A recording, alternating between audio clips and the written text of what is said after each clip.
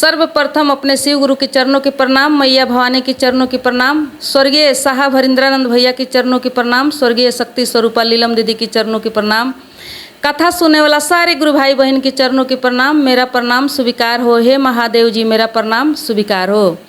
आई गुरु भाई बहन, आज के कथा के शीर्षक बा पति पत्नी का झगड़ा खत्म करने वाला कहानी। देखिए गुरु भाई बहन, एक कहानी में एगो सूत्र बा, जौना सूत्र के माध्यम से यदि वो सूत्र के याद करके अपना दिल में बसा लियाओ, ध्यान में उतार लियाओ, तो उस सूत्र के माध्यम से केवल पति पत्नी ना बल्कि सास बहू, ननद भौजाई, जेठानी देवरानी, टोला पड़ोसा, हर जगह से झगड़ा खत्म हो सकता। एक कहानी में ऐसन एगो सूत्र बा, जौना सूत्र के द्वारा हमनी के हर जगह से झगड़ा खत्म हो सकता।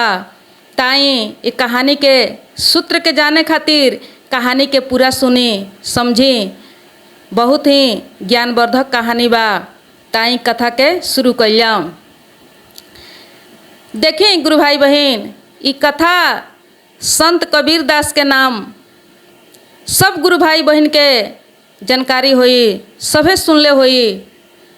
संत कबीर दास एगो महान संत रहनी, कवि रहनी, जेकर भक्ति ऐसा अटूट रहे कि कबीर दास के उच्चारण जौन होके शब्द के दोहा से या चौपाई से होके, आज भी वो दोहा चौपाई हर जगह प्रख्यात बा।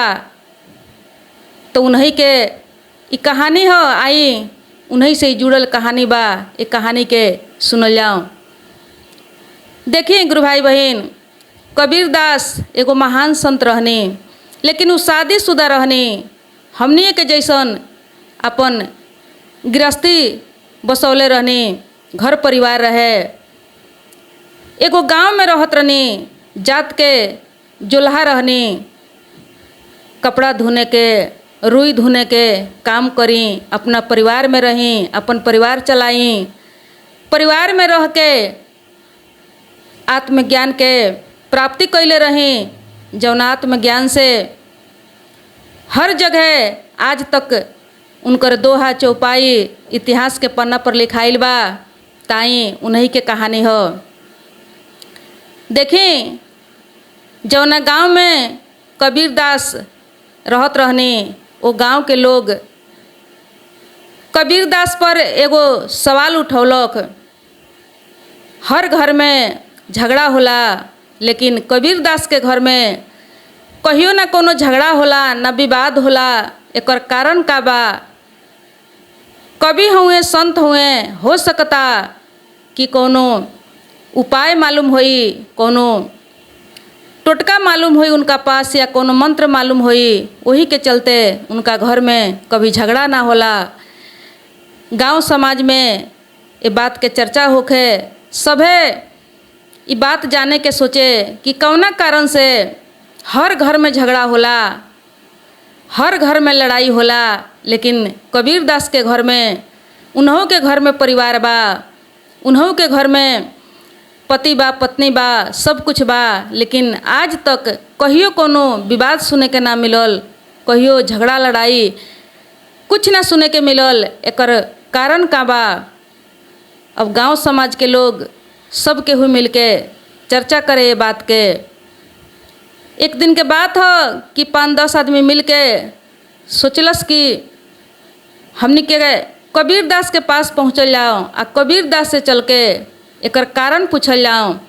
जरूर कोनो ना कोनो कारण उनका मालूम होई, ऐसे कि वो कवि हुए, संत हुए, तो उनका जरूर कोनो ना कोनो एकर उपाय मालूम होई। यदि हमने के उपाय बता दी हैं तो वही उपाय से हमनियों के घर के झगड़ा खत्म हो सकता।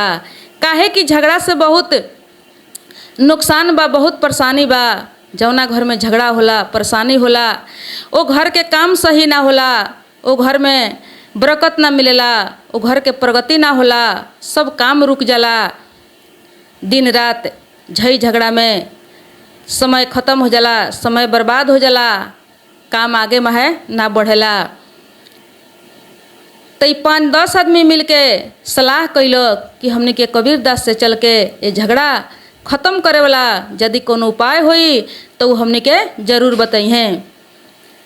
तो देखें एक दिन के बात हो कि 2-4 आदमी मिल के उनका द्वार पर पहुँचल। कबीरदास के द्वार पर जब पहुँचल तो कबीरदास देख के बड़ा खुश भईनी, अपना गांव समाज के लोग के बैठौनी, स्वागत कैनी, कहनी कि रउआ लोग के का सेवा करी। गांव समाज के लोग कहलक कि देखी कबीरदास जी, हमनी के रउआ पास एगो काम खातिर पहुँचल बानी सन। कहनी कबीरदास कि कौन काम हो, रउआ सभे कह के सुनाई, यदि हमरा से हो जाई तो हम अवश्य उ काम के करेम।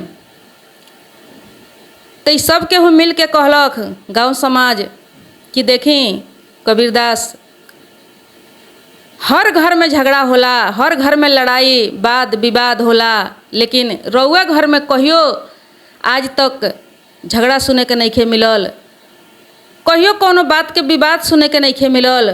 काहे कि जौना घर में परिवार बा, जहाँ 4 गो बर्तन बा, वहाँ तो खटपट जरूर हो जाला, लेकिन रउआ घर में कौन ऐसन कारण बा जौना के वजह से कहियो वाद विवाद, कहियो झई झगड़ा सुने के नइखे मिलल। कबीरदास जी कहनी कि ठीक बा, एकर कारण हम सुनाएम ना, बल्कि रउआ लोग के आँख से हम दिखा देम। रउआ लोग के खुद एहसास होई, रउआ लोग खुद ए प्रश्न के उत्तर अपने आप समझेम। थोड़ा देर बैठी। अब थोड़ा देर बैठा के गांव समाज के लोग के कबीरदास अपना घर में गईनी। अपना घर में जाके अपना पत्नी से कहनी कि द्वार पर कुछ मेहमान लोग आइल बा, गांव समाज के लोग आइल बा, सब केहू खातिर 1 गिलास दूध लेके आओ। कबीरदास कह के बाहर अइनी। कबीरदास के पत्नी 2-4 गो गिलास में थोड़ा थोड़ा दूध क के आ ले आके सबके देली। 1 गिलास कबीरदास के भी थमा देली। अब सब केहू जब दूध पिए लागल तो सब केहू दूध पियते थू थू करे लागल, सभे दूध फेंके लागल। कबीरदास दूध के बड़ा आराम से एकदम मन प्रसन्न होके खुश होके पूरा दूध पी गईनी। पूरा दूध जब पी गईनी तो पूछतानी कि रउआ सभे इतना स्वादिष्ट दूध बा, इतना बढ़िया दूध के स्वाद लाग रहल बा, रउआ सभे दूध काहे सब फेंक देनी। अभी गांव समाज के लोग सब लोग कहता कि ई दूध में नमक से भरल दूध बा, ई दूध रउआ कैसे स्वादिष्ट लागता, कैसे बढ़िया लागता। हमनी के तो लागता कि कोनो पागल के द्वार पर आ गइल बानी सन। एक तो ये दूध में नमक से भरल दूध बा, आ ओहू में कहत रे कि बहुत स्वादिष्ट बा, बहुत बढ़िया बा दूधी। हमनी के इनका के एगो प्रसिद्ध संत समझतानी सन, लेकिन इ तो लागता कि पागल बाड़े, आ वैसे ही पत्नियों पागल बा, समझ से बाहर बाई। अब कहता लोग कि कबीरदास जी, एक तो ये दूध में नमक बा, आ वो दूध के रउआ कितना प्रशंसा करके पी रहल बानी, आ कहतनी कि बहुत स्वादिष्ट बा। चली छोड़ी हटाई, हमनी के जौन बात जाने खातिर आइल बानी सन, उ बात के हमनी के वो प्रश्न के उत्तर हमनी के समझाई। कबीरदास जी कहनी कि अभी रउआ लोग के समझ में ना आइल। कहत लोग कि का समझ में आइल, समझ में तो यह आइल बा कि नमक वाला दूध रउआ बहुत तारीफ क के प्रशंसा क के पी रहल बानी। हमनी के जौना काम खातिर आइल बानी सन, उ काम हमनी के जल्दी समझाई, हमनी के यहाँ से जाई सन। कबीरदास कहनी कि ठीक बा, थोड़ा देर और रउआ लोग इंतजार करी। कबीरदास अपना दुआरी पर गईनी, अपना पत्नी से आवाज़ लगौनी। कहनी अपना पत्नी से कहनी कि लालटेन आ सलाही ले आके हमरा के थमाओ, लालटेन सलाही हमरा के ले आके दो। अब उनकर पत्नी दिन के 12 बजत रहे, दिन के 12 बजत रहे। उनकर पत्नी ले आके कबीरदास के लालटेन आ सलाही लिया के थमा देली। लालटेन आ सलाही जब थमा देली तो कबीरदास लालटेन के बारे लगनी। जब लालटेन के बारे लगनी तो ई सारा गांव समाज के लोग देख के सभे खड़ा हो गईल। कहता कि ये कबीरदास रउआ हमनी के अपना दुआरी पर बेकूफ़ बनाओ तनी, हमनी के बोर कर रहल बानी। हमनी के तो लागत रहल कि रउआ संत हई, रउआ लेकिन मूर्ख में महामूर्ख निकलनी। पागल कहीं सन कि रउआ के बुद्धू कहीं सन कि मूर्ख कहीं सन, कुछ समझ में नहीं आवत। आ साथे साथे रउआ तो पागल बढ़ले बानी, लेकिन राउर पत्नी जी भी जौन बा उहो पागल लागता। 12 बजे दिन में तू लालटेन मांगत रहो आ 12 बजे दिन में तोहर पत्नी लालटेन लिया के दे देलक। सब लोग खिसिया के क्रोध क के खड़ा हो गईल, सभे जाए लगल।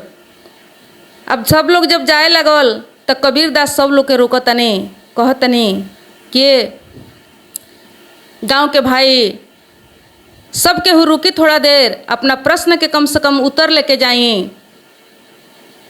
लेकिन कहता लोग कि हमनी के अब कोनो उत्तर ना चाही, हमनी के समझ गए निसन तू संत ना बल्कि तू महामूर्ख बड़, आ तोहर पत्नी जौन बा उहो महामूर्ख बा। ई मूर्खता के कारण तहनी के हो सकता विवाद ना होत होई, झगड़ा ना होत होई। अब कबीरदास कहनी कि ठीक बा, रउआ लोग जे समझी, बुद्धू समझी या मूर्ख समझी या पागल समझी, लेकिन थोड़ा देर रउआ लोग सुन ली। झगड़ा ना होके के कारण एगो सूत्र बा, एगो मंत्र बा, यदि जाने के होखे तो रउआ लोग रुक सकतनी। अब ये लोग के मन तो एकदम खलबला गई रहे, सभे क्रोध में भर रहे।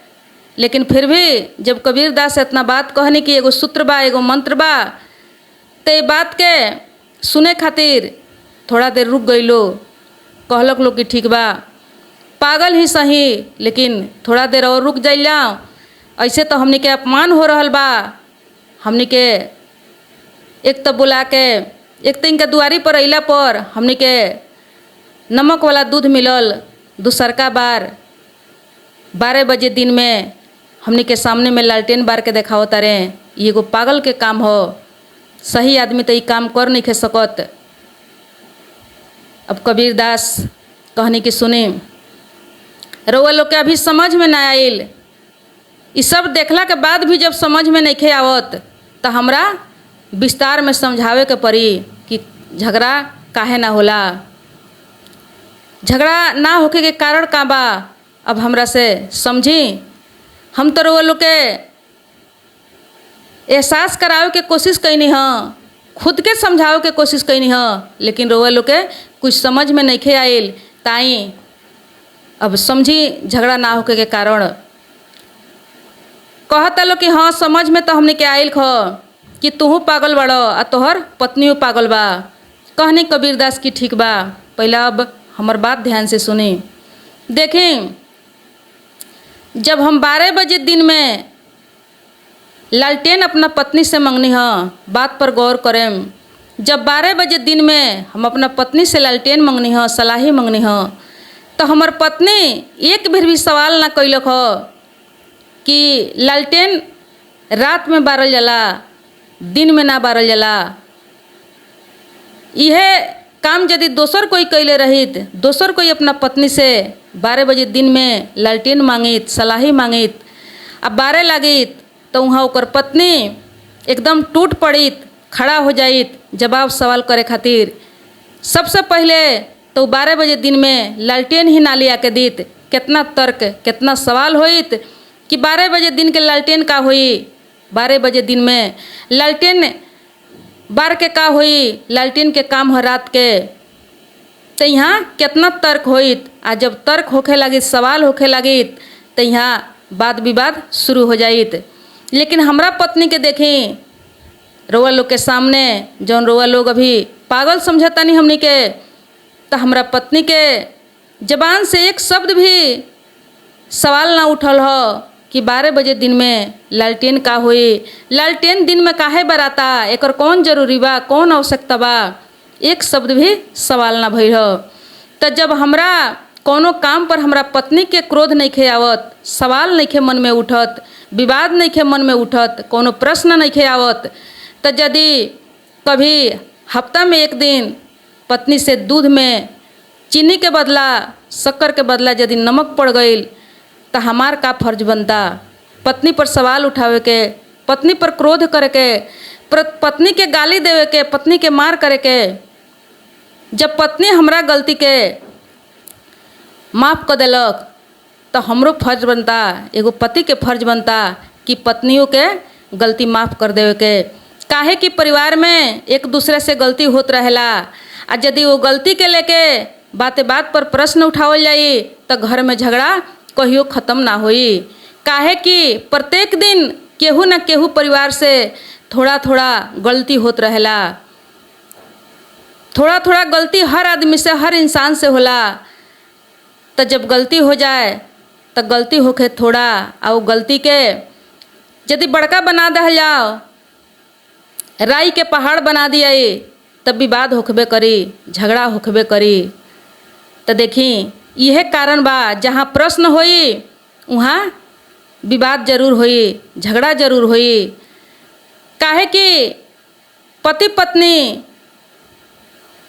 समर्पण कैले बा एक दूसरे के, जब कहले बा कि हम तहार हई, तू हमार हऊ, तो जब थोड़ा मोड़ा गलती सही हो गई तो वहाँ झगड़ा के ना, विवाद के ना, बल्कि माफ़ करे के जरूरी बा, प्रेम अपनावे के जरूरी बा, गलती के नज़रअंदाज करे के जरूरी बा, गलती पर प्रश्न सवाल उठावे के जरूरी नहीं खे।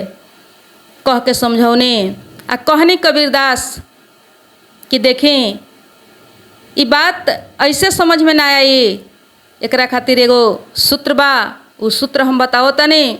यदि ये सूत्र के सभे ले जाके अपना दीवार पर सभे लिख दी, अपना मन में उतार ली, तो उस सूत्र के द्वारा सबके घर के झगड़ा खत्म हो सकता।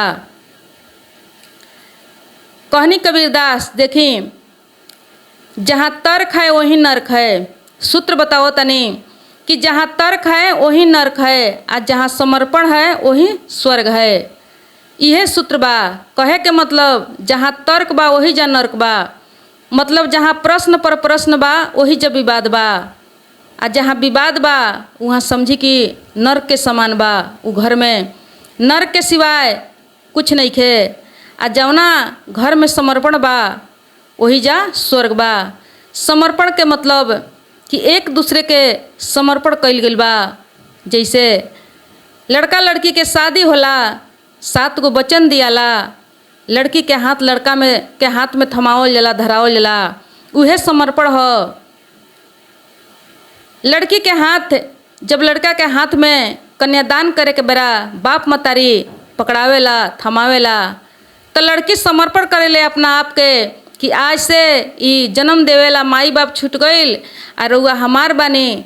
लड़को वचन देवेला कि आज से तू हमार बाड़ू, हमार फर्ज बनता, आज से हमार धर्म हो गईल कि तोहर हर सुख दुख हम देखें, तोहर हर कमी कमजोरी के हम पूरा करें। लड़की वचन देवेले, वादा करेले कि आज से रउआ हर दुख सुख में हम खड़ा रहें, साथ देम, रउआ जौना विधि हमरा के राखेम वही विधि हम रहेम, जैसे रउआ राखें वैसे हम रहे खातिर तैयार बानी। तो एकरा के समर्पण कहल जाला। जौन 7 गो वचन लड़का लड़की देवेला उहे समर्पण हो। तो जहाँ समर्पण हो जाई, समर्पण के मतलब कि एक दूसरे के सुख दुख बुझे के, गलती माफ़ करे के, प्रश्न ना उठावे के, प्रेम से मिलजुल के रहे के, तो ओकरा के समर्पण कहल जाला। आ वो समर्पण के भाव जहाँ हो जाई, समझी कि वो घर स्वर्ग बन जाई। तो इहे बा उ सूत्र कि जहाँ तर्क है वहीं नर्क है, और जहाँ समर्पण है वहीं स्वर्ग है। तो इस सूत्र के जाके अपना अपना दीवार पर लिख देवे के बा। जहाँ जहाँ सामने पड़े वहाँ वहाँ लिख देवे के बा कि जब भी मन में क्रोध आवे, पत्नी पर होखे या परिवार में कोई के प्रति यदि कोनो गलती पर क्रोध आवता, प्रश्न उठता, तहाँ ये सूत्र के याद करे के सामने जब नज़र पड़ी तो अपने आप क्रोध खत्म हो जाई। आ जब क्रोध खत्म हो जाई, प्रश्न पर प्रश्न ना होई, तब बुझी कि झगड़ा खत्म हो जाई। यह मूल कारण बा। अब इतना बात सुन के सब गांव समाज सिर झुका लेलक। सब केहू कबीरदास के चरण में जाके गिर गईल। कहलक कि हे प्रभु, हे संत, रउआ साक्षात ईश्वर बानी, रउआ देवता बानी। हमने के बहुत कुछ रउआ के उल्टा सीधा बोल चुकल बानी सन, लेकिन रउआ फिर भी क्रोध नहीं कैले। रउआ सच में एगो संत बानी, कवि बानी। हमने के आज इस झगड़ा के कारण समझ में आ गईल। हमने के जाके अपना द्वार पर कोशिश करम सन, अपना दीवार पर इस सूत्र के लिखे के यदि हो सकता तो हमने के कोशिश करम सरवा बात के अपना दिल में उतारे के। तो देखिए गुरु भाई बहन, झगड़ा के यह कारण बा कि जहाँ प्रश्न होई, जहाँ तर्क होई, उजा नर्क हो जाई। आ जहाँ समर्पण हो जाई, काहे कि हर घर में थोड़ा थोड़ा गलती होला, हर केहू से थोड़ा गलती होला। केवल पत्नी से गलती ना होला, पति लोग से भी गलती होला। केवल पतोह से गलती ना होला, बल्कि सास से भी गलती होला। जरूरी नहीं है कि जे छोट बा ओकरे से गलती होता, बड़ लोग से भी गलती होला। तो जैसे अपना से गलती हो जाता, कोनो काम कभी बिगड़ जाता, तो इसे हर आदमी से हो सकता। तो थोड़ा थोड़ा गलती लेके यदि चलल जाई, क्रोध कल जाई, प्रश्न उठावल जाई, तो समझी कि घर के झगड़ा कबो खत्म होखे वाला नहीं है। हर गलती के, थोड़ा थोड़ा गलती के माफ़ करी, समझावे के कोशिश करी, समझा बुझा के बताई, रास्ता दिखाई, ताकि गलती ना होखे। ताई आज के यह कथा रलो। कथा यदि अच्छा लगी तो हम रउआ सभे इस सूत्र के अपना दिल में उतारल जाऊँ, अपना मन में बसावल जाऊँ, ताकि हमनियों के घर के झगड़ा खत्म होके आ हमनियों के घर स्वर्ग के समान होके सभे खुशहाली जीवन जिए। ताई आज के कथा यही जा खत्म भइल। तब तक प्रणाम, नमस्कार, हर हर महादेव।